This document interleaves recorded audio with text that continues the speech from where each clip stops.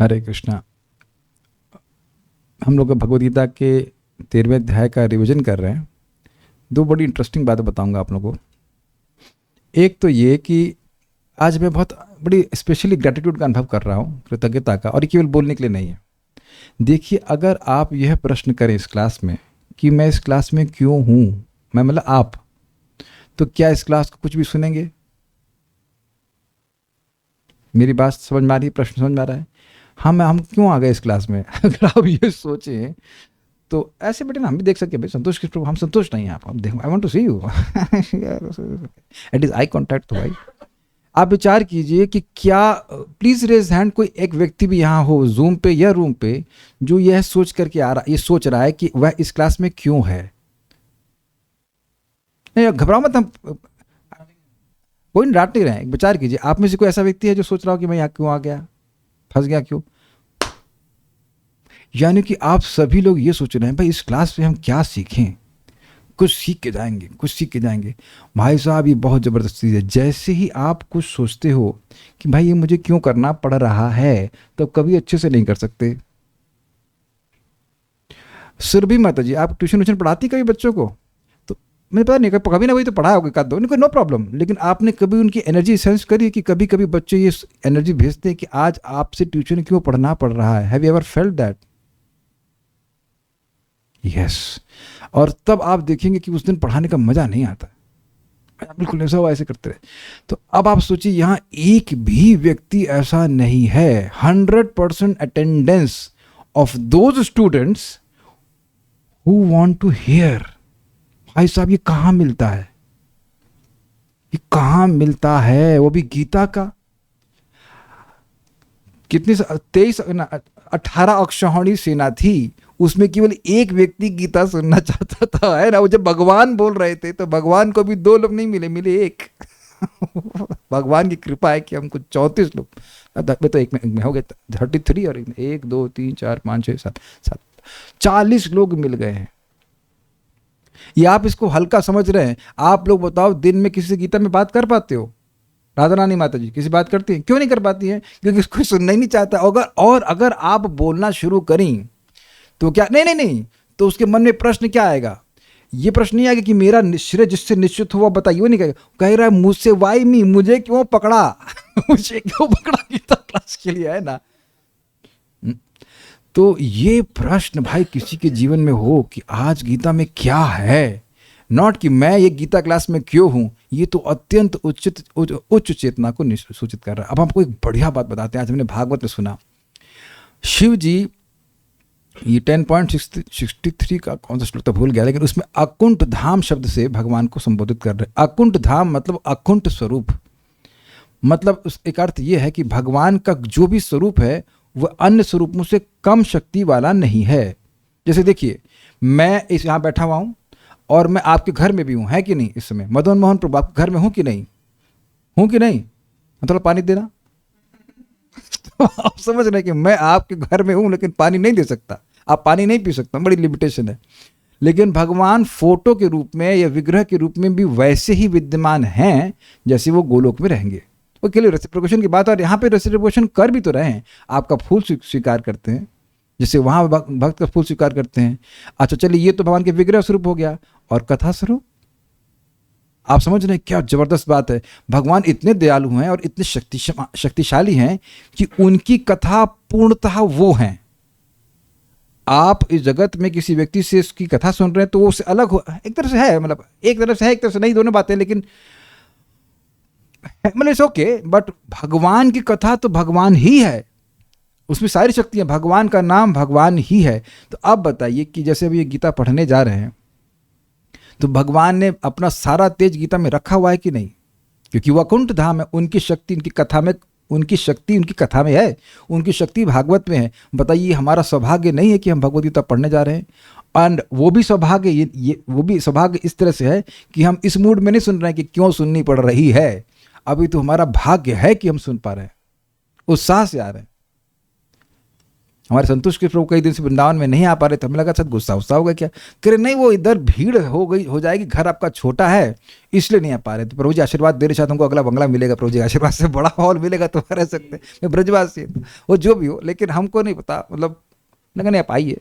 अब इस तरह से अगर हम लोग जप करें भाई साहब, कितना लाभ होगा। आप प्लीज़ इसको जल्दी से जल्दी स्वीकार कर लीजिए, इस कृतज्ञता के भाव को, मज़ा आ जाएगा, पूरे दिन आप एक्साइटेड रहेंगे।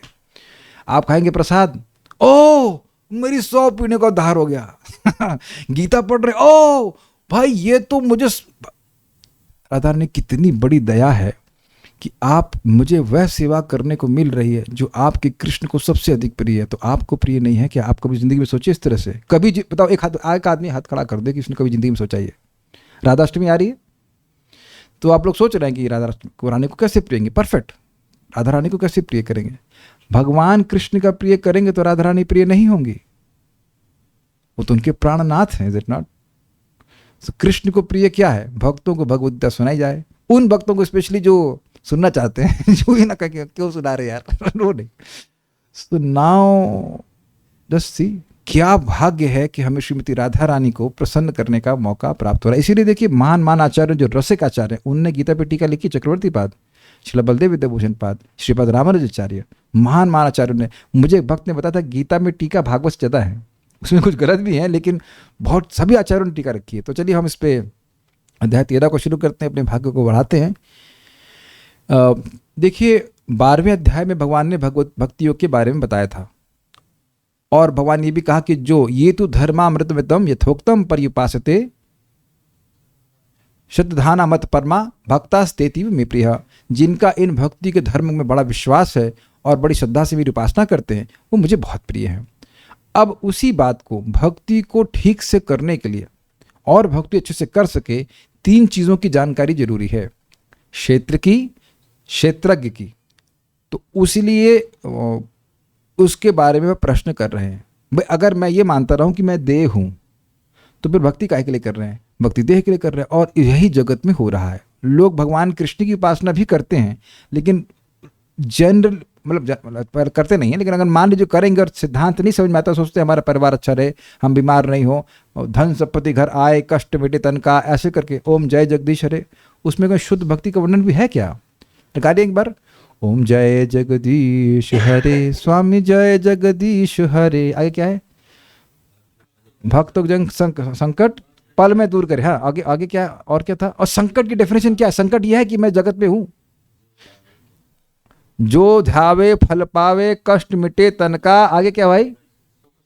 सुख संपत्ति घर आवे। अरे भैया तो तुम बाहर निकलने के लिए प्रार्थना कर रहे हो कि अमेजिंग है। संकट मतलब हरे कृष्णा। आइए, संकट, जिस चीजों से संकट हो रहा है उसी की प्रार्थना। अमेजिंग, वाह, प्लीज कम। आज तो पूरा परिवार आ रहा है, आज का रक्षाबंधन है। Anyways, please come. तो हम बोल रहे थे कि जिन चीज़ों से संकट बढ़ रहा है, टेंशन बढ़ रहा है, उसी की तो प्रार्थना कर रहे हैं। अच्छा, इसमें मैंने तो पूरी याद नहीं है प्रार्थना, किसी ने बोला कि what is that, please make me humble servant of the servant of Radha Rani. कोई प्रार्थना ऐसी नहीं कर रहा है। तो भगवान के पास जाकर भी जो है गलत प्रार्थना करते हैं। एक भागवत में आता है, भगवान के पास देवता लोग जाते हैं और कहते हैं ये ठीक कर दीजिए, वो ठीक कर दीजिए। तो वहाँ लिखा है आचार्यों ने कि ये नहीं बोले कि हमको वैकुंठ दे दीजिए। जब आप भगवान के सामने है तो आप बोलो ना कि हमको वैकुंठ दे दीजिए, कहते नहीं ये सिस्टम ठीक कर दीजिए, वो सिस्टम ठीक कर दीजिए। This is amazing. तो ये है इस श्लोक की, इस अध्याय की प्रासंगिकता, कि व्यक्ति समझे कि मैं इस क्षेत्र में रह रहा हूँ, लेकिन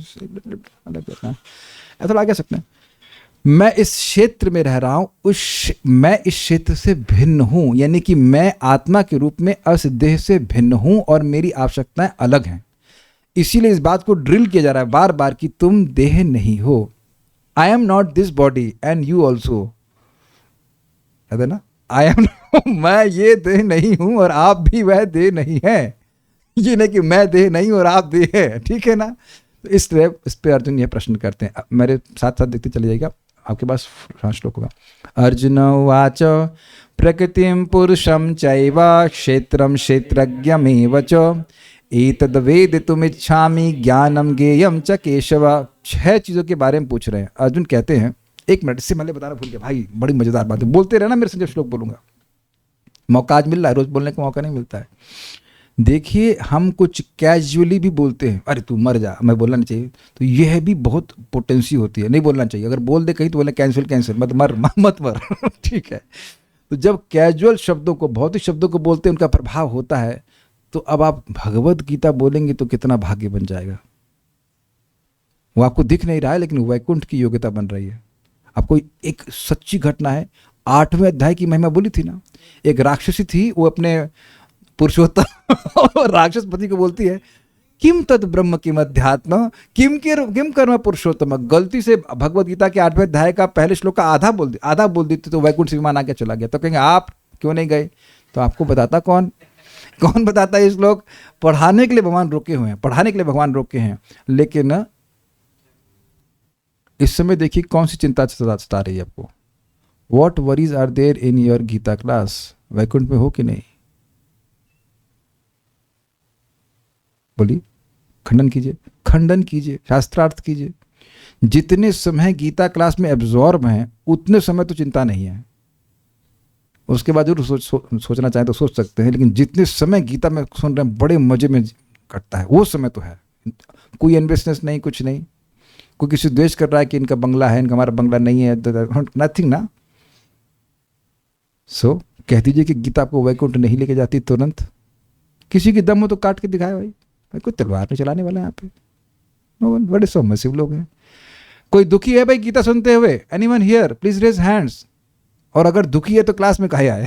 दुख प्राप्त करने के लिए क्लास सुन करके दुखी हो?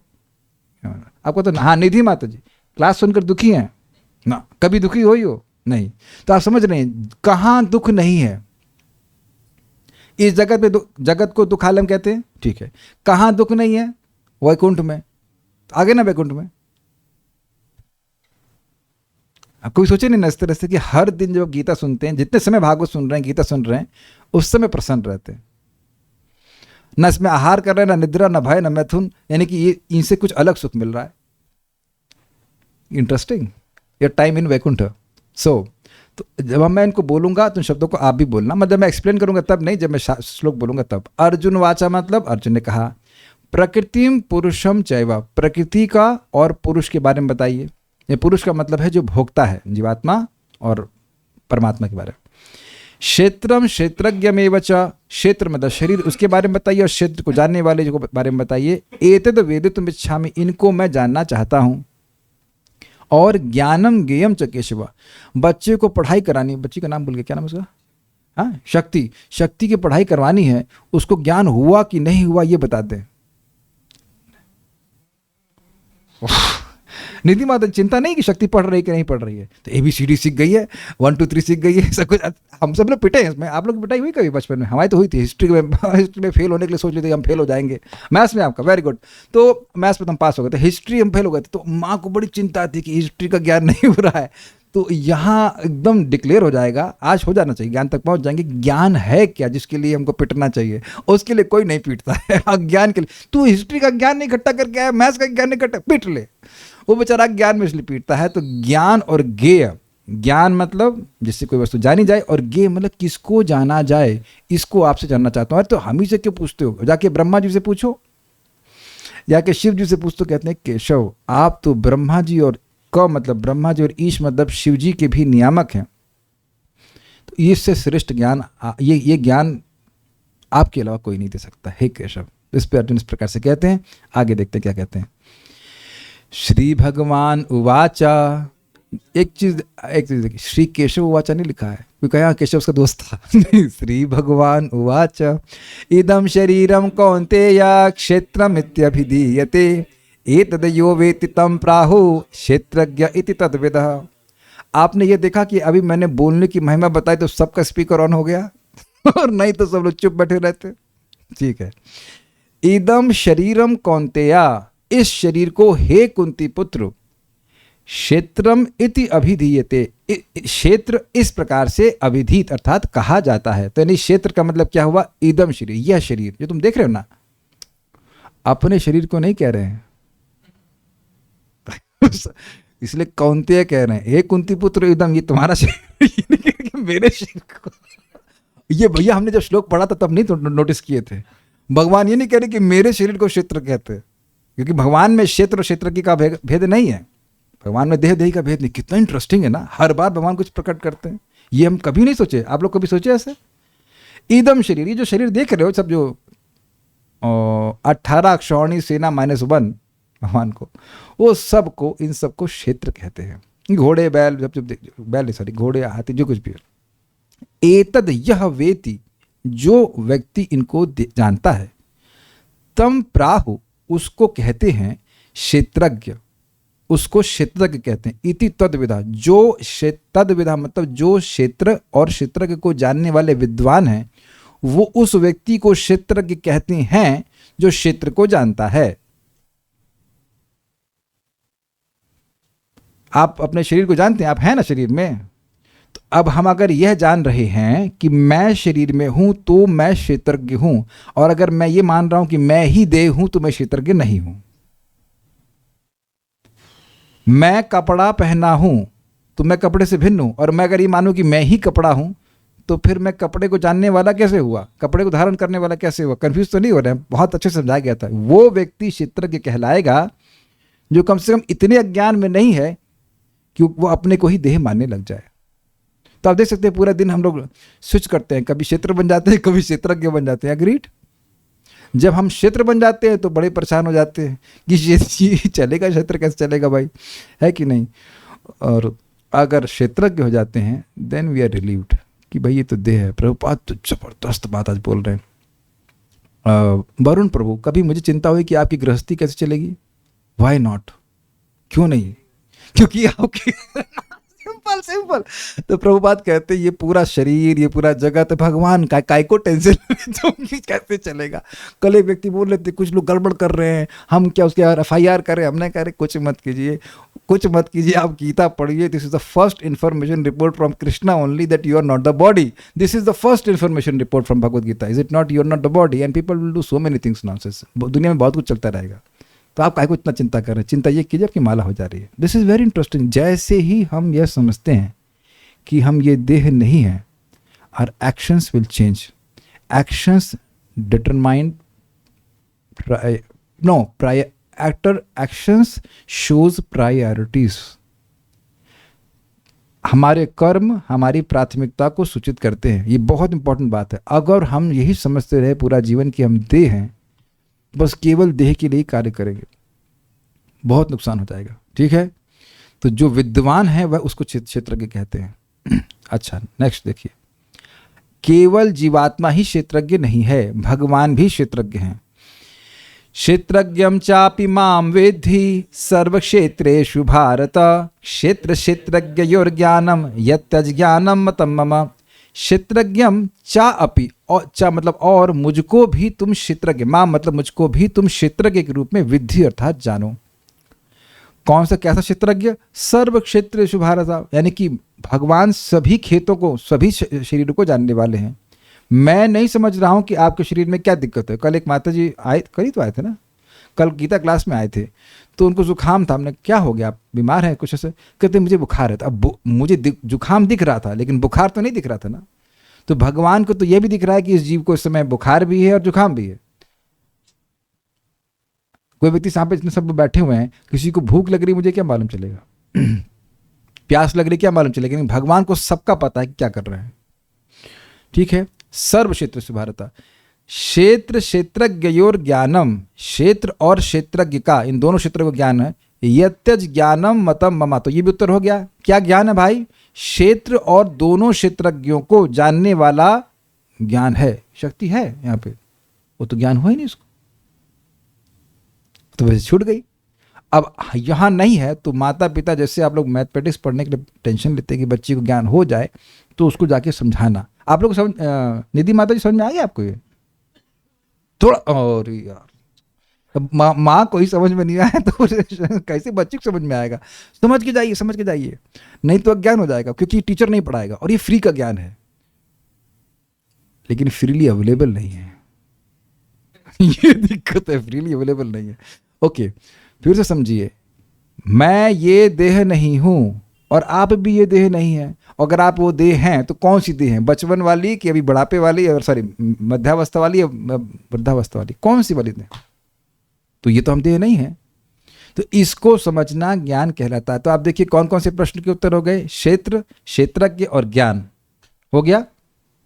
ठीक है, इसमें एक और इंटरेस्टिंग शब्द है और वह है च, क्योंकि चा तो बहुत छोटा सा है, ये चा बहुत बड़ा गेम खेलता है। क्षेत्रज्ञम च अपि माम विद्धि सर्वक्षेत्रेषु भारत। च का मतलब है और, तो यानी कि मैं क्षेत्रज्ञ भी हूं और क्षेत्र भी हूं।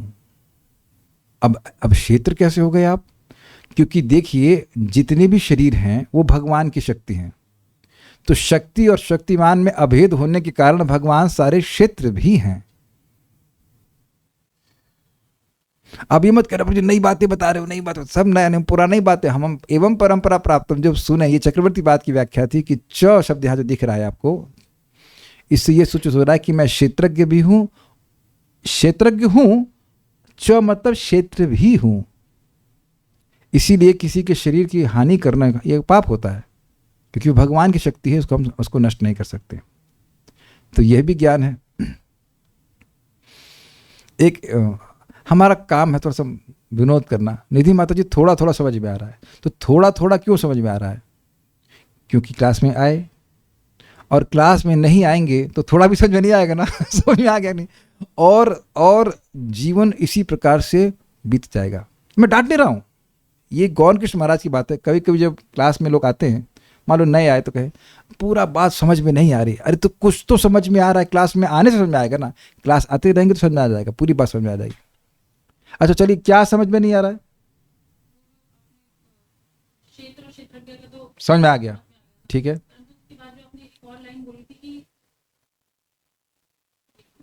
कोई बात नहीं, ओके। अब आप एक इंटरेस्टिंग बात समझिए। अब अपने माता जी करिए क्या बड़ा समझ। अब आप इस अपने स्टेज को रियलाइज कीजिए, इस समय यह भी कुछ कुछ पॉइंट ऐसे हैं जिसमें यह नहीं समझ में आ रहा है कि क्या समझ में नहीं आ रहा है, and it's okay, it's everyone. आप आश्चर्य करोगे, मैं खुद आश्चर्य कर रहा था आज जब भागवतम का श्लोक संस्कृत में बोल रहे थे, मुझे तभी समझना आना शुरू हो गया इसका ये अर्थ है इसका, और वही अर्थ था। 90% तो मुझे श्लोक वही समझ में आ गया। और जब प्रभु जी टीका बोल रहे थे तो उसमें भी बहुत सारी बातें, मतलब मेरे को एक बार भी नींद नहीं आई, मैं समझ दौड़ समझने लगा। संस्कृत बोल रहे थे मुकुंदत प्रभु सुबह, और उसका तो इंग्लिश में अनुवाद कर रहे थे, ईजी समझ में आ रहा था। अब एक समय था कि हम सोचते महाराज को, महाराज परम पूज्य राधा गोविंद महाराज क्या क्या बोल रहे हैं, समझ में आ रहा है, कहाँ से क्या क्या बात पर कहाँ मतलब उसको कुछ नहीं समझ में आ रहा था। So I am seeing a progress. जैसे यही चीज़ आप लोग को नर्सरी में हुआ था, याद है आपको? नर्सरी में कुछ, नर्सरी से नहीं, थोड़ा फर्स्ट सेकंड में आ जाएगी, जब मैथमेटिक्स पढ़ाया जाएगा तो कुछ टॉपिक्स बिल्कुल समझ में नहीं आ रहे थे, और जब आप 6-7 पे पहुंचे तो बहुत इजी था। मुझे रूट ऑफ 4 समझ में नहीं आता था, स्क्वायर रूट मिलता, स्क्वायर मतलब डबल होना चाहिए, स्क्वायर रूट ऑफ 4 = 2, और मैंने मैथ्स में वो नंबर मैं गलत ही करके आया था, बट बाद में समझ में आ गया स्क्वायर रूट ऑफ 4 = 2। बट अभ्यास करते रहना होगा। तो हम ज्ञान ये कह रहे हैं, क्षेत्र समझना, क्षेत्रज्ञ को समझना, यह ज्ञान कहलाता है। क्यों? ये बताइए कि अगर मैं अपने को ही नहीं समझ रहा तो क्या यह अज्ञान है कि नहीं? आप अपने बच्चे को, किसी भी बच्चे को सबसे पहले उसकी आइडेंटिटी बताते हैं कि तुम मेरे बेटे हो, मतलब झूठ है लेकिन बताते तो है ना कहीं झूठ है, झूठ कैसे है? तुम मेरी बेटी हो, तुम मेरे बेटे हो। आप बताइए, आपकी बेटी का नाम ही आप नहीं रखते तो उसको बहुत दिक्कत होती कि नहीं? और उसको यही नहीं पता होता कि माता पिता कौन है।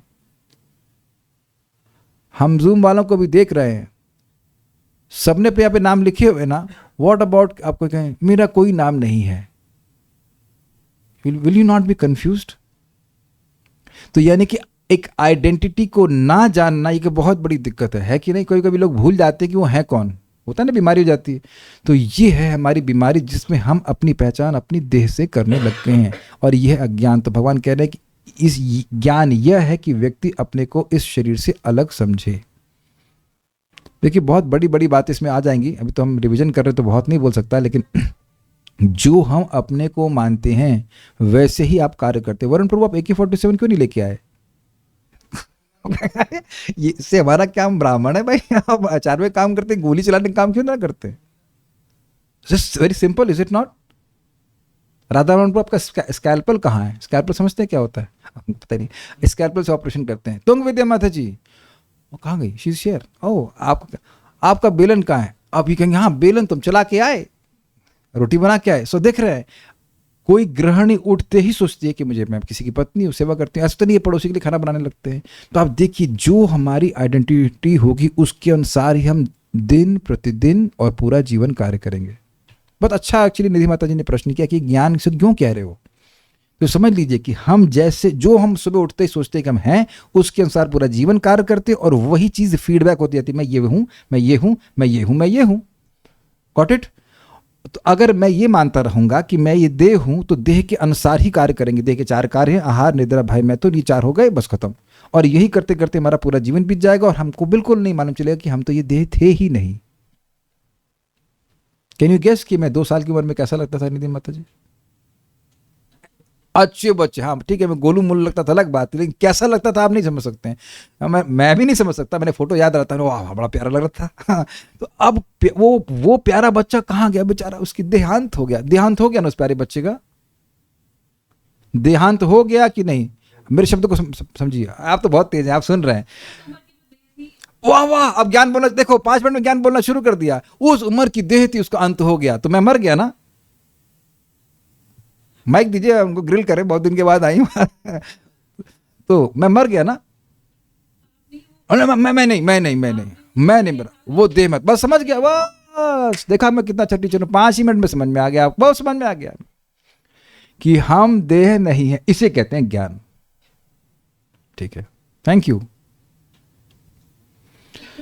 अब ये श्लोक बड़ा कठिन लगता है इसको समझाने में। तत्क्षेत्रम, सॉरी मेरे से बोलिए, तत्क्षेत्रम यच्च यादृक् यद विकारी यतश्च यत् सच यो यत् प्रभावश्च तत्समासेन मे शृणु। तत्क्षेत्रम, वह क्षेत्र। अब भाई हम उसको नहीं, उसका अनुवाद बताओ। हम अनुवाद, हम बड़ा कठिन है। यच्च यादृक्, वो कैसा, किस स्वरूप में है, ऐसे करके बताया था, जरा देखिए।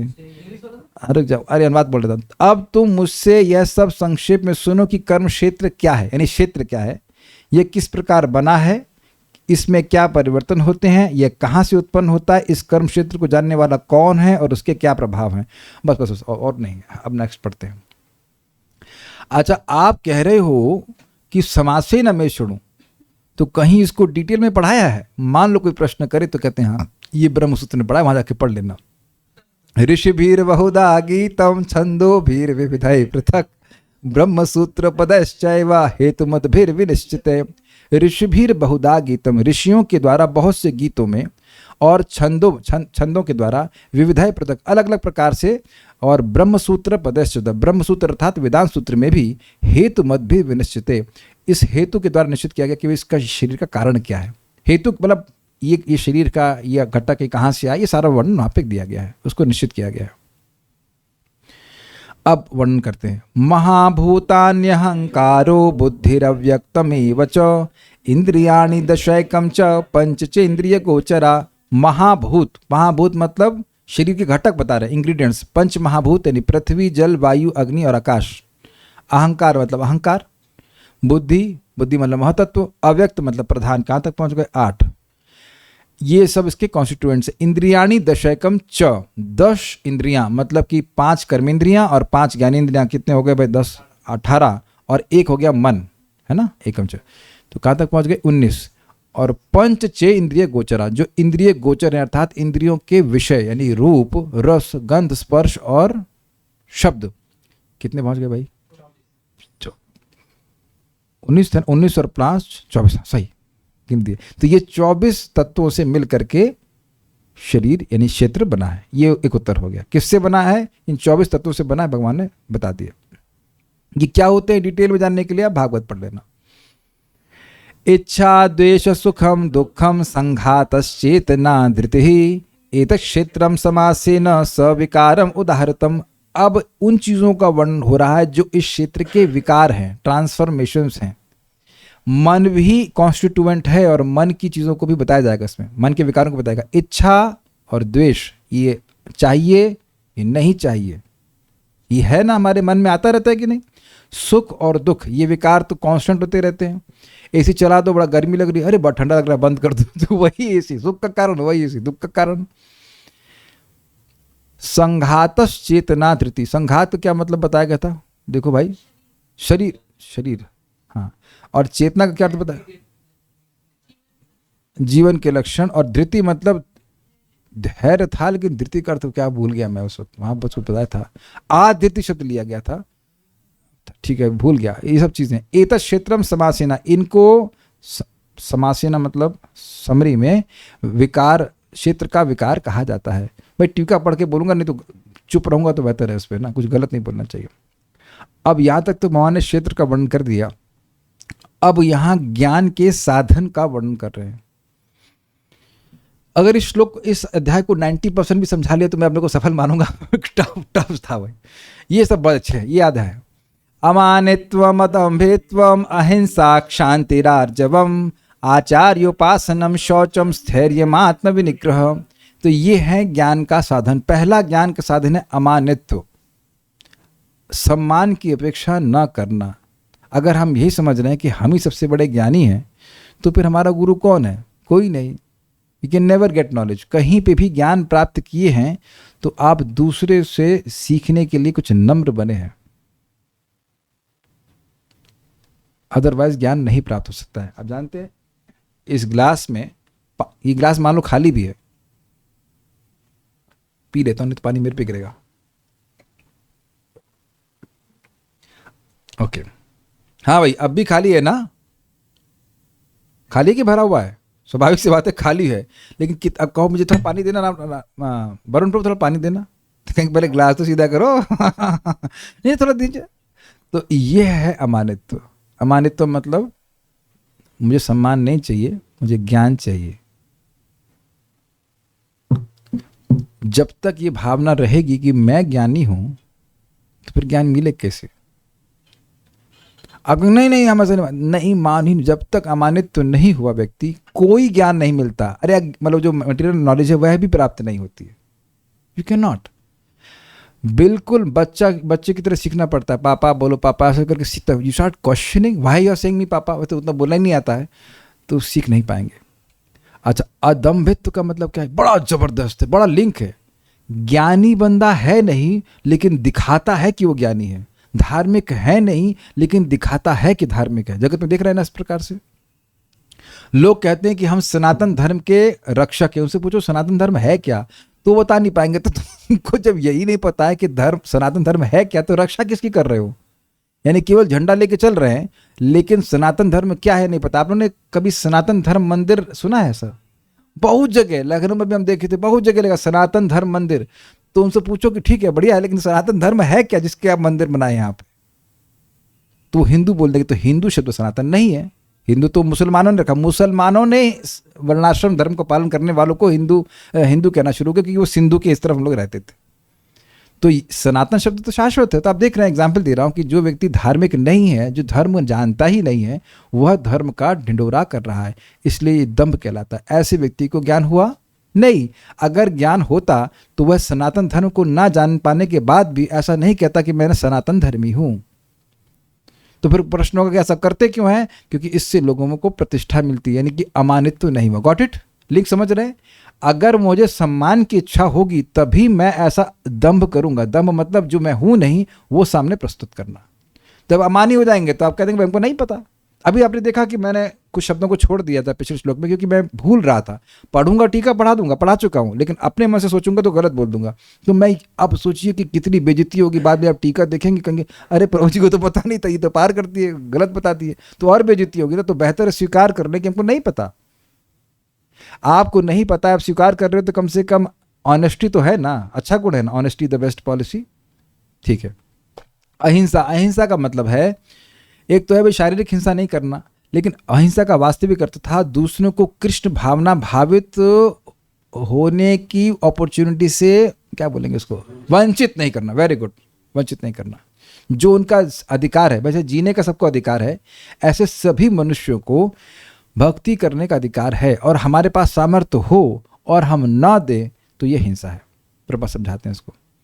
शांति मतलब टॉलरेंस, मतलब कोई थोड़ा बहुत कुछ गलत बोल दिया तो ये नहीं कि अब वही मर जाए, ऐसा हो जाए, वैसा हो जाए, बड़ा खराब आदमी है, हमको कितनी दैहिक भावना है, अपने को देह मानता है इसलिए। और तुम क्या मानते हो अपने को? जैसे कल एक व्यक्ति कुछ निंदा किए, अच्छा ढोंग करता है तू भक्ति का, मुझे बोले। तो ये गलत बोले कि सही बोले? वॉज इट अप्रिसिएशन और क्रिटिसिज्म? आप लोग मुझसे क्या बोलेंगे? पहले तू बोले, बड़ा प्रेम था भाई, छोटा हूँ ना उनसे छोटा तो मैं बाल के अगर बाका हूँ।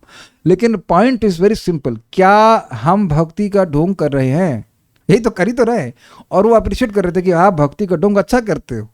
तो आप ये मान रहे हो ना कि आप सच्चे भक्त हो गए। काहे के सच्चे भक्त हो गए? अभी दिखेगा जब भोजन करूंगा मैं, तब तो हत्यार गाय भूल जाता हूँ इज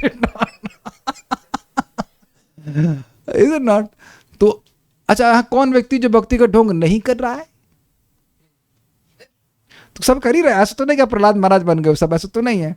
वो तो अभी कहीं सर्प दिखेगा तो मालूम चलेगा कितने भक्त हैं। Agreed, is it not? कोई गाली दे देगा तो कितने, तो ढोंगी कर रहे हैं। तो महाराज बोल रहे हो ढोंगी तो कर रहे हो, तो अच्छी बात है ना भाई। जब मैं मृदंग बजा रहा सीख रहा था तो ढोंग कर रहा था ना, तेरे गिटा तेरे गिटा तेरे गिटा, और करते करते आ गया।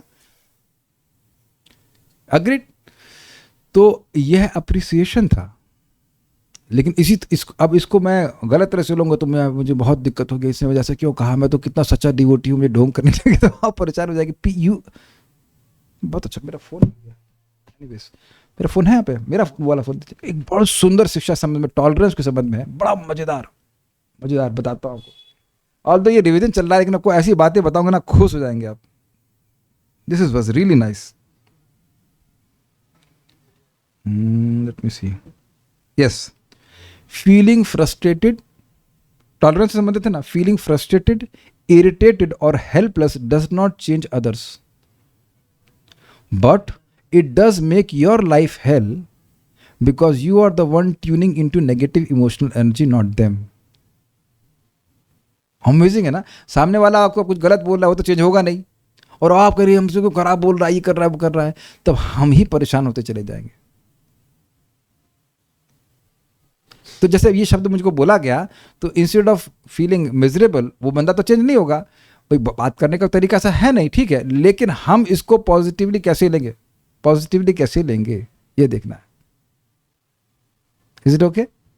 तो प्रभुपाद समझाते हैं, one should learn to tolerate small offences from others. एक होता है शब्द है ना, नाक पे मक्खी बिठा के चलते हैं ऐसा सुना है आपने? जरा सा कुछ मक्खी उड़ गई तो अरे तूने मेरी मक्खी उड़ा दी Would you like to be with such a person? Why would you like to be that person? जो आप दूसरों से नहीं चाहते कि वो ऐसे हो, और हम खुद ऐसे बन के चलेंगे, तो हमारे संग कौन रहना चाहेगा बताइए? देखिए, किसी को लग जाए तो हम ऐसा नहीं कुछ कहना चाहते, लेकिन आप देखो, जो आप दूसरों में चाहते भाई ये आदमी बहुत नम्र हो जाए, तो खुद का को नम्र नहीं होते। ये आदमी खुश हो जाए तो खुद खुश रहना चालू कर दो। यहां बात आ रही तो हम फिर बोल रहे हैं कि one should not tolerate his intolerance. मैं सहन क्यों नहीं कर पाता यार? सहन क्यों नहीं कर पाता? I cannot tolerate my intolerance. इसने ऐसा क्या कह दिया कि इतना इतना गुस्सा हूं? और एक बड़ी मजेदार बात इस संबंध में है, उस पर सीखा। इट्स अमेजिंग कि anger is something like holding a fire and thinking someone else to get burned by it. समझे आप? अरे क्या ही बोला, ठीक है।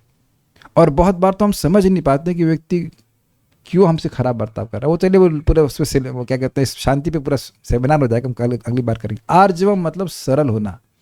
सरल समझ रहे हैं? जैसा हृदय है वैसा हमने प्रस्तुत करना। इसका अर्थ यह नहीं कि गंदा बोलना।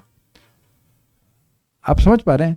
एक मुखौटा लेकर के जीवन में चलना अच्छा बात नहीं है, सिमिलर टू अधम्भत्व, लेकिन आर्जव मतलब सरल जीवन जीना। इसको नीचे रख दीजिए, उसको उसमें लगाना है क्या? लगा दीजिए, फिर लगा दीजिए, यहाँ का को निकाले। अच्छा ठीक है। आचार्योपासनम, बड़ा शब्द सुंदर है। आचार्य की उपासना करना। देखिए बहुत हिले नहीं हो, कर दीजिए, अगर होगा तो। 10 मिनट बाकी हो जाएगा। 10 मिनट चलेगा नहीं चलेगा? वो चलेगा, ठीक है। कितना? हाँ हाँ ठीक है।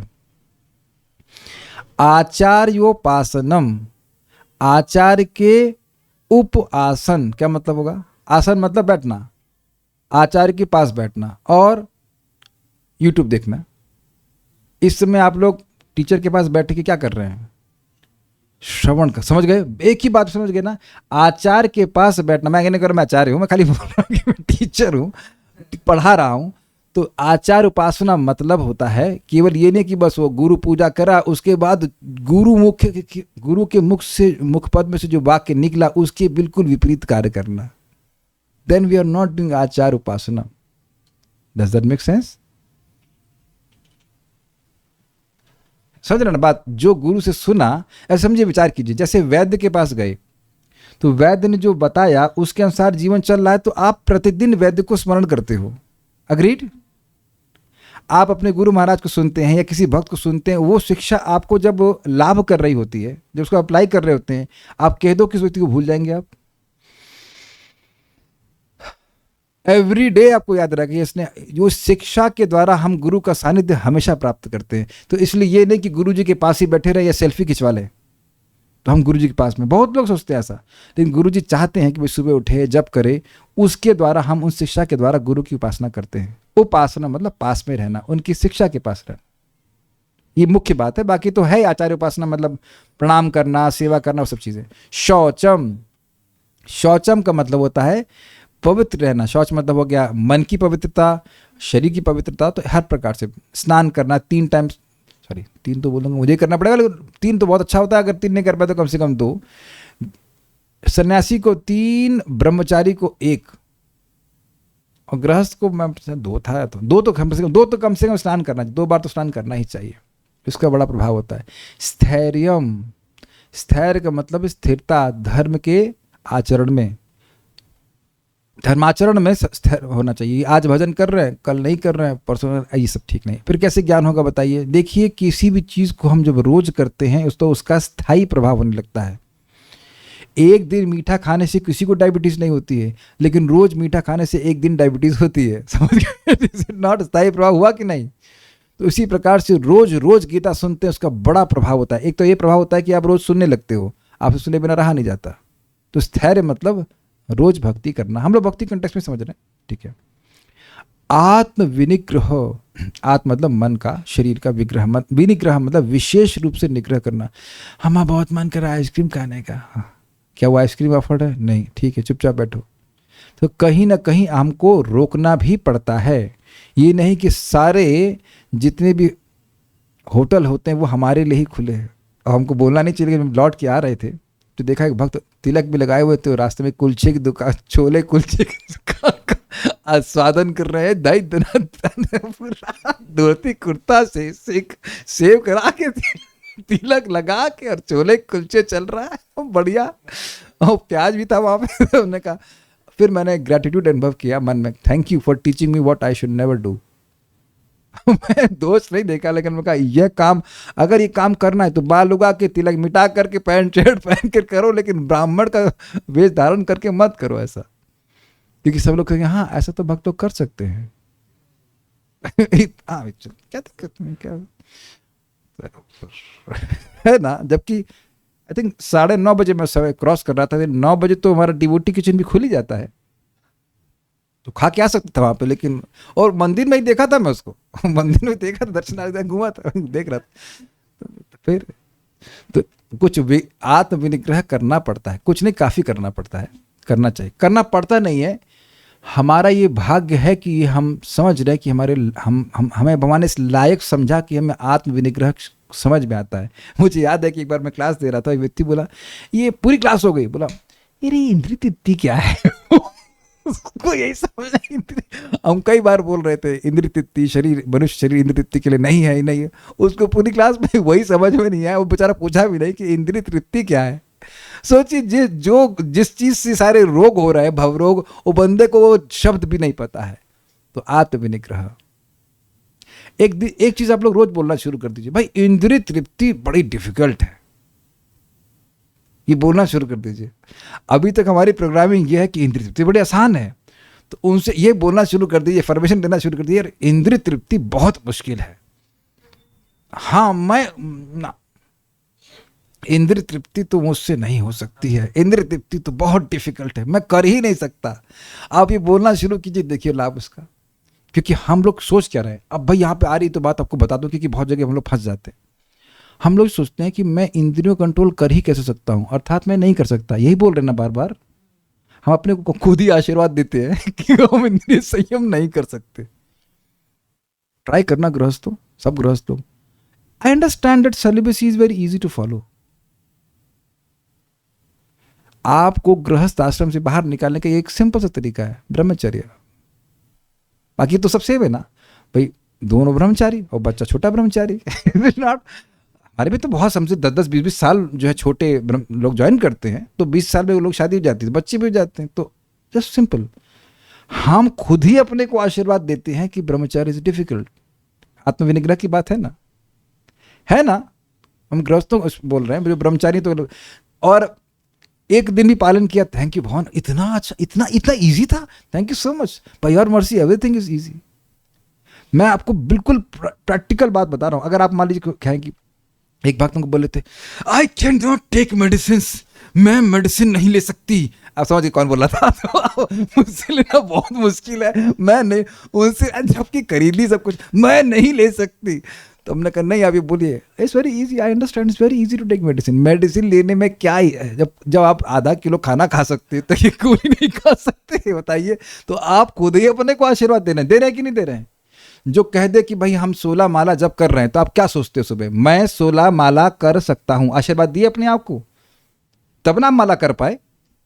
और आप कहीं मैं नहीं कर सकता, मैं नहीं कर सकता, तो कर, तो आप दूसरों से आशीर्वाद मांग रहे हो और खुद अपने को साफ दे रहे हो कि मैं नहीं कर सकता, है कि नहीं। तो आप बोलना शुरू कीजिए, भाई साहब ये जबरदस्त काम करता है। आप कह दो कि मैं 3 बजे नहीं उठ सकता, नहीं उठोगे, जिंदगी में नहीं उठ सकते। और लोगों ने, आप जानते हैं संतोष के तो आर्मी में रह चुके हैं, कारगिल में लोग 1000 फीट चढ़ गए, बताइए, ऊपर से गोली बरस रही थी। मैं कहूँ कि आप लोग सीढ़ी से नहीं आइएगा, सीधे ऐसे सीधे चढ़ के आएंगे तो आ पाएंगे, नहीं आ पाएंगे। हम लोग 20 फीट नहीं चढ़ पाएंगे, लेकिन लोगों के मन में संकल्प था कि हम चढ़ जाएंगे। ये बड़ी इंटरेस्टिंग बात, वो ऐसे लेकर ऑटो सजेशन और सही में काम करता है। तो ये आत्मविग्रह कैसे करेंगे, मैं कर सकता हूं, क्योंकि अगर असंभव होता तो भगवान बोलते कैसे। ओके, अगर किसी नए व्यक्ति को बोलो कि केवल प्रसाद खाना है, तो वो बेचारा उसी दिन भाग जाएगा, और आप लोग तो रोज ही कर रहे हो, है ना। कितना इजी लगता है ना, क्यों। अच्छा ये बताइए, किसी को केवल प्रसाद खाना मुश्किल लग रहा है? आज तक तो कोई पूछा नहीं, यहाँ सब तो चैंपियन लोग हैं। और अब मैं अन्य लोगों को कह दूं, बाहर के लोगों को, भाई केवल प्रसाद खाना है, तो अरे भाई ये कैसे चलेगा, अभी तो डोमिनोज खुला है, वो उस पर विजिट किए बिना कैसे रह सकते हैं। और आप देखिए, आप लोग के मन में संकल्प ही नहीं आता। Just see even now. Okay, एक और लेंगे फिर हम रुक जाएंगे। आप ही देख रहे हैं कि भगवत गीता कितनी मजेदार है। यस, इंद्रियार्थेषु वैराग्यम अनहंकार एव च जन्म मृत्यु जरा व्याधि दुख दोषानुदर्शनम। ये बड़ा मजेदार है। इंद्रियार्थेषु वैराग्यम, इंद्रियों के अर्थ में वैराग्य, इंद्रियों में वैराग्य नहीं। आप में से कौन चाहता है कि उसकी आंखें कमजोर हो जाएं? नहीं चाहते ना, क्योंकि इंद्रियों का प्रयोग आप भगवान की सेवा के लिए करते हैं। कोई कहेगा कि दांत टूट जाए, अरे नहीं यार, प्रसाद कैसे खाएंगे, बोलेंगे कैसे, बड़ा डिफिकल्ट हो जाएगा। पता लगा बोलना शुरू किया, दांत नीचे नीचे करके हवा बाहर आ जाएगी। How will I speak about Krishna. So we are in a sense attached to our senses, because ये इंद्रियां हम भगवान की सेवा के निमित्त उनको बड़ा लाभ दे रही हैं। लेकिन इंद्रियार्थेषु वैराग्यम का मतलब क्या हुआ, जो इंद्रियों के अर्थ हैं, रूप रस गंध स्पर्श शब्द, इनमें वैराग्य मतलब कुछ है नहीं यार इसमें। वह अर्थ अगर भगवत संबंधी तो इंटरेस्ट है। अभी आप सुन रहे कि नहीं सुन रहे, आपको गीता क्लास से वैराग्य नहीं होना है, ये शब्द है, लेकिन ये शब्द भगवत संबंधी है। भगवान का रूप भगवत संबंधी है, मतलब भगवान के संबंध में जो भी रूप रसगंध है, उसमें आसक्ति होने के कारण ही ये ज्ञान उत्पन्न होगा कि ये सारी चीजें वेस्ट हैं। ये देखिए, सभी शब्दों का, ये सभी चीजें ज्ञान के साधन है। तो इस भगवान के संबंध में रूप रस गंध जब ग्रहण करेंगे, तब देखेंगे इस जगत का रूप कितना यूजलेस है, इसमें कोई दम ही नहीं है। इस जगत में देखिए, किसी का भी रूप हो, कितना भी कोई सुंदर हो, वो केवल 1 mm की सुंदरता है, अगर 1 mm भी है तो। आप में से कभी किसी को खुदा ना खास्ता वो हुआ है चिकन पॉक्स? 1 2 फोटो खींची थे अपनी? हाँ, आप तब छोटे होंगे। मेरे को जब हुआ था चिकन पॉक्स और मैंने फोटो खींची, मैंने कहा बाप रे कितना भयानक लग रहा हूं मैं, एकदम असुर जैसा। विदिन 2 days हम असुर बन जाते हैं, जैसे चित्रकेतु तुम्हारा वृत्तासुर, देख करके लोग डर जाएंगे। और या किसी और को भी आप देखिए, बड़ा भयानक लगता है। तो वहां दिख जाती है आपके शरीर की सत्यता। हम सभी की शरीर सत्यता, तो थोड़ा बुद्धि लगाना चाहिए कि भाई इसमें कुछ दम नहीं है। अगर कुछ दम है तो शरीर की सार्थकता है तो भगवान की सेवा में। आप लोग अनुभव कर रहे होंगे कि जब दर्शनार्थी में जाइए, actually I will tell you very big secret. Almost like 2008 में मैंने ज्वाइन किया था और 2023 में छोड़ा था। तो प्रायः मैं दर्शनार्थी में जाता था इस भाव से कि why I have to go there. मैं ईमानदारी की बात बोल रहा हूँ, मंगल आरती तो हो गया ना, अब क्यों जाता हूँ। Now I am going with a different mood कि भाई कितना मेरा भाग्य है कि भगवान का दर्शन हो पा रहा है। एक साल तो मैं जा ही नहीं पा रहा था, पूरा दर्शन चेंज हो गया। ऑल्दो मेरा थोड़ा जब रह जाता है उस वजह से, लेकिन लेट भी जा रहा है, लेकिन क्या भाग्य है कि राधा श्याम सुंदर कृष्ण बलराम गौर निताई के एकदम आगे से दर्शन हो जाते हैं। हाँ, और बातें वो क्लास के बाद बताऊंगा वो रिकॉर्ड नहीं करना चाहता। और भी भाग्य है, मैंने पूरे जीवन में कभी गार्लैंड खरीद के भगवान को ऑफर नहीं करी। भक्तों की कितनी बड़ी दया है, सहायता कि बहुत से भक्त लोग, अरे तुंग विद्या जो कमा भी नहीं रही वो भी 300 रुपये दे रहे, this is too much, this is too much, कुछ भी कमा नहीं रही, पता नहीं कहाँ से चुरा के तो नहीं दे रहे, they are also giving and I can give to Krishna. आपको पता है इतना इंटरेस्टिंग है, आपको बताऊं सीक्रेट, अगर आपको पता नहीं सीक्रेट है, नित्यानंद प्रभु को कदम की माला अच्छी लगती है, यू नो दैट। और इंसिडेंटली आजकल कदम की फूल की माला अवेलेबल है। आई वाज सो हैप्पी, मैंने उस फूल माले को भी धन्यवाद किया कि आपका बहुत बहुत उपकार है कि आप कदम की माला यहाँ पे उपलब्ध करवा रहे हैं, नहीं तो कहाँ मिलेगी, दिखता भी नहीं इधर आसपास। ये आप चैतन्य भागवत से सुनते हैं कि कदम की माला विशेष रूप से, तो हम कदम की माला और तुलसी की माला सेट करके अदर गौर निताई को देते हैं स्पेशली जब तक है।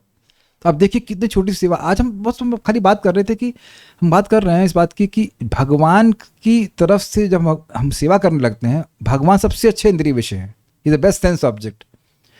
तो उनको जब हम देते हैं तो उससे स्वाभाविक रूप से आपका वैराग्य हो जाता है। हम माला दे रहे हैं लेकिन माला पहनने की इच्छा समाप्त हो जाती है, वैसे भी इच्छा नहीं रहती सिर्फ खास माला। लेकिन आप प्रैक्टिकल देखो, अब बड़ी मजेदार बात है, मैं अपनी डेकोरेशन करूं तो अपने को देख नहीं सकते, कितनी देर शीशे के सामने खड़े रहोगे, पगला जाएंगे, कहीं पागल है। यहाँ गिरिराज जी की हम लोग सेवा करते हैं तो मैं पूरा 2 घंटे या 3-4 घंटे रोज उनको देख सकता हूँ बैठे बैठे। तो आप समझने का समझ रहे ना मेरी बात की, अब भगवान की संबंधित इंद्रिय विषयों को ग्रहण करते हैं तो अपने आप इस जगत के इंद्रिय विषयों की जो नीरसता है वो भगवान प्रकट कर देंगे। और ये हो गया ज्ञान। ज्ञान हो गया कि नहीं? आप समझने का प्रयास कीजिए, मुझे कोई स्त्री सुंदर लग रही है, ये ज्ञान है कि अज्ञान है? ये अज्ञान है, क्योंकि शरीर किसी का सुंदर नहीं है। तो जब हमको समझ में आया कि भाई शरीर कुछ नहीं है, मतलब जैसे इसको दम नहीं है, तब आपको ज्ञान होने लगा, उससे वैराग्य। वैराग्य मतलब समझते हैं विगत राग, राग मतलब आसक्ति, और विराग मतलब आसक्ति नहीं होना, यानी कि सामने है भी कोई वस्तु तो उसमें कोई मतलब अटैचमेंट नहीं होना। यह है इंद्रियार्थेषु वैराग्यम। ठीक है। अनअहंकार एवं अहंकार ना होना, तो उसका मतलब क्या है? मैं ये देह हूं या मैं ये मन हूं, इस बात की समाप्ति हो जाना। क्योंकि अच्छा ये इंटरेस्टिंग है कि जितना ये अहंकार उत्पन्न होगा, अनअहंकार उत्पन्न होगा, उतना ही इंद्रियों में वैराग्य हो जाएगा, इंद्रियों के अर्थ में वैराग्य हो जाएगा। जब मैं देह ही नहीं हूं तो देह से उपलब्ध जो भोग हैं उसमें मेरा क्या प्रयोजन है? और अब हम सब लोगों को लग रहा होगा कि ऐसा कैसे हो सकता है। 7:15 बजे क्या भगवान को देखना चाहते हैं कि किसी हीरो को देखना चाहते हैं? हो गया ना? प्रसाद खाना चाहते हैं कि डोमिनोज का पिज्जा खाना चाहते हैं? हो गया कि नहीं? अपने में देख लीजिए। तो ये चीजें होती ही नहीं तो हम भगवान बोलते क्यों? भगवान असंभव बात नहीं बोलते। लास्ट है, जन्म मृत्यु जरा व्याधि दुख दोषा अनुदर्शनम। जन्म का, मृत्यु का, जरा मतलब बुढ़ापे का, और व्याधि मतलब बीमारी के, दुख का, दुख के दोष का अनुदर्शन करना। अनु मतलब होता है निरंतर, और दूसरा अनु है कि शास्त्र के साथ सुन करके, जैसे पूर्ववर्ती आचार्यों ने बताया वैसा सुन करके दर्शन करना। दर्शन मतलब बोध होते रहना कि जगत अच्छा नहीं है। प्रभुपाद बड़ा सुंदर कह रहे थे आज प्रवचन में, इस पर बहुत हिट करते हैं प्रभुपाद जी कि तुम स्वस्थ शरीर चाहते हो, बड़ी अच्छी बात है, you want to be strong, लेकिन मरोगे नहीं। क्या स्ट्रांग लोग नहीं मरते? मर जाते हैं। ज्यादा नहीं, स्ट्रांग लोगों को हल्का सा हार्ट स्ट्रोक पड़ता है और खत्म हो जाते हैं, सारी स्ट्रेंथ बाहर निकल जाती है। प्राय जो रेसलर हो 40-45 साल में मर जाते हैं। वो जो सुमो पहलवान होते हैं ना, बहुत मोटे होते हैं, खूब ताकतवर होती है, लेकिन उनको धक्का मार के दूसरे गिराते हैं, उनका मृत्यु ऐसे धक्का मारते गिर जाती है। शायद एक व्यक्ति था हिटलर और समथिंग, वो जो कौन से मॉस्किटो से मरा, किसी कोई व्यक्ति, नेपोलियन वो डाइड फ्रॉम मॉस्किटो से, कौन सा बुखार होता है, मलेरिया से मर गया था। एक मच्छर ही काफी है मृत्यु को मारने के लिए। तो इस प्रकार से समझना चाहिए कि हॉस्पिटल खोल लेने से व्याधि का नाश नहीं हो रहा है, और बुढ़ापे का नाश तो कोई कर ही नहीं सकता है, और अंत तो कहता मृत्यु प्राप्त होती है। तब जब इस प्रकार से नित्य अनुदर्शन होगा तो यहां फैलाने का क्या काम क्यों करेंगे।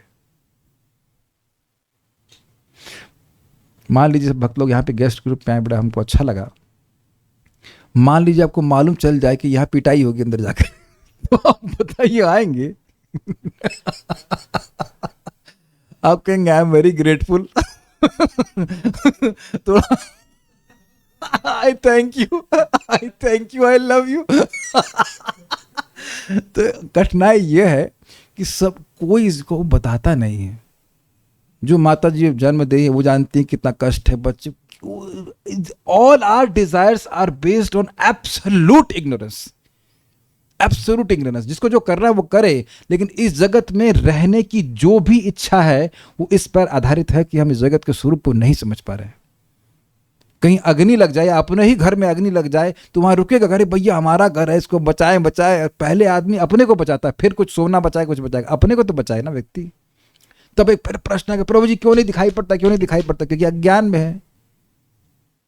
अज्ञान के अंधेरे से हमें ज्ञान के उजाले की ओर ले चले, लेकिन बताते नहीं ज्ञान क्या है, ज्ञान का उजाला क्या है। तो भगवान ने बता रहे बेटा दिखना चाहिए तेरे को जगत। अब आगे तो हम बात करेंगे, जब हम भगवान की भक्ति करते हैं तो हमको दिखने लगता है इस जगत की टेम्परेरीनेस। अरे वो मर गए, हाँ, तो दिखने लगता है और वो निरंतर दिखने लगता है। तो हम यहाँ पे यह नहीं प्लान करते कि मेरे मटेरियल प्लान्स के द्वारा मैं सुखी हो जाऊंगा। तो ये धीरे धीरे ज्ञान आपका उदित होने लगता है। अब हम यहाँ रुक जाएंगे। I just see if there are some questions. Sense gratification से सिर्फ दुख और तकलीफ ही मिलता है। हाँ, ये रोज बोलना है क्योंकि रोज भूल जाते हैं। मैं तो एक ही बार स्नान करती हूं तो क्या मैं शुद्ध नहीं हूं? अरे आप परम पवित्र हैं। पता है एक इंटरेस्टिंग चीज़ है, आप लोग ट्राई करना, अपने बच्चों को सिखाना है, किसी और को सिखाना। जैसे इन्होंने पूछा तो मैं उनको कहूँ आप 2 बार स्नान क्यों नहीं करती हो, तो इनके मन में क्या आ रहा है, मैं 2 बार स्नान नहीं करती हूँ। Is it not? मैं पूछूं आप क्लास में क्यों नहीं आती हैं, तो आपके मन में क्या आ रहा है, हाँ मैं क्लास में नहीं आती है ना। मैं पूछूं आप क्लास में आइए, तो आपके मन में क्या आ रहा है, हाँ मैं क्लास में आ रही हूँ। ये बोलना है। तो आपसे निवेदन है कि आप 2 बार स्नान कीजिए। Very easy. मैं सोच रहा भाई मैं कितनी गलत बोल गया बहुत जगह। तो ये नहीं पूछा आप क्लास में क्यों नहीं आ रही हैं या क्लास में क्यों नहीं आ रहे हैं, आप कृपया क्लास में आइए। तो आपके मन में क्या पिक्चर आ रही है, हाँ मैं जैसे पहले क्लास में आती थी वैसे क्लास में आ रही हूँ। तो आशीर्वाद दे रहे हैं। जब नहीं बोल दे तो गड़बड़ है। कि ये आप ट्राई करना, कभी ट्राई करना। आप सोचते हो ना, मान लो कभी सोच रहे हैं, ये प्रैक्टिकल समझ लेना, बड़ी इंटरेस्टिंग बात, मेरी पत्नी मेरी बात कभी समझती ही नहीं, तो आप उसको आशीर्वाद दे रहे हैं कि वो समझेगी भी नहीं। या पत्नी सोच रही मेरे पति मेरी बात कभी समझते नहीं, या मैं कहूँ मेरे स्टूडेंट मेरी बात समझते ही नहीं है, तो मैं आशीर्वाद दे रहा हूँ कि वो कभी नहीं समझेंगे। तो आप ना बोलने के बजाय मेरे स्टूडेंट बहुत अच्छे हैं, सारी बात मानते हैं, सब कुछ समझते हैं। जैसे आप देखना, आप बहुत अच्छा होता है। मैं कहूँ प्रभु जी क्या यार आप हमेशा दरवाजा खोल के चले जाते हो, तो हम क्या बोल रहे हैं उसको कि वो हमेशा दरवाजा खोल के चले जाता है। आप उसको बोलो कृपया दरवाजा बंद करके जाइए, तो उसके मन में पिक्चर बनेगी करके जाए, कहाँ करके जाना है, आप करके देखना। It works amazing, it works amazing. ये अपने पे कभी आप देखिए, जब कोई ऐसे नेगेटिव बोलता है तो आपका मन में आता है यही करेंगे, जो बोल रहे हैं मना करने वही करेंगे। And it is like that. तो आप करके देखिए। हेल्थ प्रॉब्लम्स की वजह से एक ही बार स्नान कर पाती हूँ। स्नान करने से आपकी हेल्थ प्रॉब्लम अच्छी हो जाएंगी। स्नान करना मतलब शौचम। और भाई ज़्यादा दिक्कत हो तो हम डिटेल्स में डिस्कस कर सकते हैं, लेकिन ये भी नहीं बोलना कि मैं बीमार हूँ। आपने खुद ही को आशीर्वाद दे रहे हो मैं बीमार हूँ, मैं बीमार हूँ, बीमार हूँ। नहीं, I understand attracting health is very easy to do. करके देखिए। कृतज्ञ रहिए कि भगवान जब से, मान लीजिए आप 1 साल से बीमार रहे, ठीक, तो कृतज्ञ रहिए कि भगवान आपने 1 साल के पहले तो स्वस्थ रखा ना। And in that way you will attract health. अब इस पे तो मेरा पूरा सेमिनार दे दूंगा, लेकिन ये बहुत मजेदार चीज है। अगर आप सोचते रहेंगे यार, जैसे एक वक्त का जॉब चला गया था, तो बार बार जॉब जा रहा था, तो मैंने कहा ये बार बार जो सोच रहे हो ना कि बार बार जॉब चला जा रहा है इसलिए और नहीं मिलेगा, आप सोचो कि मुझे जॉब मिल गया और अच्छा जॉब मिल रहा है, तब आप पॉजिटिव चीज़ें अट्रैक्ट करेंगे। तो इस तरह से आप सोचिए कि आप जो नहीं कर पा रहे हैं इस पर मत फोकस कीजिए, आप कह रहे कि हम कैसे कर सकते हैं, चलो कोई बात नहीं, एक बार तो करने बड़ी अच्छी बात है। भगवान आपकी बड़ी दया है कि खराब स्वास्थ्य के बाद भी मैं रोज एक बार स्नान कर पाती हूँ। तो जब आप एक बार स्नान करने की कृतज्ञता को मान रहे हैं तो 2 बार करने का सामर्थ्य मिल जाएगा, नहीं कर पा रहे तो कोई बात नहीं। अर्जुन आज 6 क्वेश्चंस, उसमें पुरुषम क्षेत्रज्ञम गेयम एक ही कहा जाएगा, means soul and super soul, am I correct ना? देखिए क्षेत्र और क्षेत्रज्ञ है और पुरुष के बारे में पूछा, कह रहे हैं कि पुरुष और क्षेत्रज्ञ एक ही है क्या? देखिए पुरुष को समझाया गया था इस अर्थ में कि वह पुरुषा सुख दुखा नाम, पुरुषः सुख दुखा नाम भोक्तृत्व हेतु रुच्यते, आगे आएगा श्लोकों में। हम इस जगत में पुरुष के रूप में तब हैं जब इस जगत के, इस शरीर के सुख दुख के भोक्ता हैं। और अगर हम एज ए विटनेस के रूप में होंगे, भाई इस शरीर में कुछ सुख दुख हो रहा है, इसे मेरा नहीं है, तो आप क्षेत्रज्ञ हैं। Does it make sense? मेरे खेत में कुछ उग रहा है, वो मुझ में कुछ नहीं उग रहा है, लेकिन मान लो मैं सोचने लग जाऊं कि भाई ये मेरा खेत में नुकसान हो रहा है, ज़्यादा हो रहा है, ये मेरा नुकसान है, तो वी आर एक्टिंग एज पुरुष। वो हम आगे क्लियर कर लेंगे, ये अच्छा प्रश्न है। ओके, तो आगे हम पारायण आगे बढ़ा लेते हैं, डिस्कशन हम जो है कल करेंगे, कल क्लास करेंगे। श्रीमद् भगवद गीता रिवीजन पार्ट 1 की जय, श्रील प्रभुपाद की जय, निताय गौर प्रेमान।